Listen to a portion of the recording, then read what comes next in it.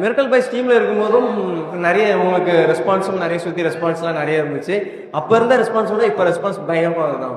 ஆமாம் கண்டிப்பாக. ஏன்னா அப்போ நான் இருந்தது என் டீமோட இருந்தேன், சாரி அவங்க டீமோட இருந்தேன்.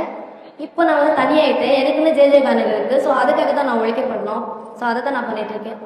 உங்க கூட பழகிட்டு உங்க கூட இருந்துட்டு நீங்கள் நிறைய பேர் நம்பிக்கை துரோகம் பண்ணியிருக்காங்க, அவங்களை ஏமாத்திருக்காங்க, அவங்கள பற்றி தப்பான இடத்துல உங்க பேருக்கு போய் யூஸ் பண்ணாலும் நிறைய பேர் இருக்கும்போது அதை பார்த்துருப்பீங்க. பார்க்கும்போது என்ன தோணும்? நான் இப்போ சொல்லிடுவேன். அதுக்கப்புறம் நீங்கள் என்னை வந்து நீங்கள் டெலிகாஸ்ட் பண்ணாலும் எனக்கு பிரச்சனை இல்லை. அதுக்கு பேர் எச்சா ப்ரோ, ஃப்ரெண்ட்ஷிப்பே கிடையாது. சிம்பிள்.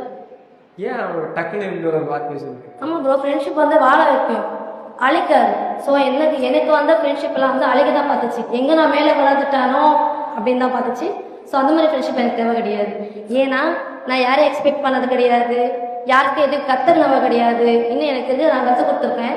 வேறவரை பார்த்து கற்றுக்கிறது இது வரைக்கும் வாழ்க்கையில் எதுவுமே பண்ணதில்லை. நான் எனக்கு என்ன தெரியுமோ அதை தான் நான் பண்ணிக்கிட்டு இருக்கேன், என்ன தெரியுமோ அதான் சொல்லி சார். ஸோ அப்படி இருக்கும்போது வந்து என்ன அழிக்கணும்னு பார்க்கணும்னா நான் வளர்ந்து தான் வருவேன். ஸோ அவங்களோட ஃப்ரெண்ட்ஷிப்லாம் நான் வைக்க மாட்டேன், எச்சே அப்படின்னு சொல்லுவேன் கண்டிப்பாக.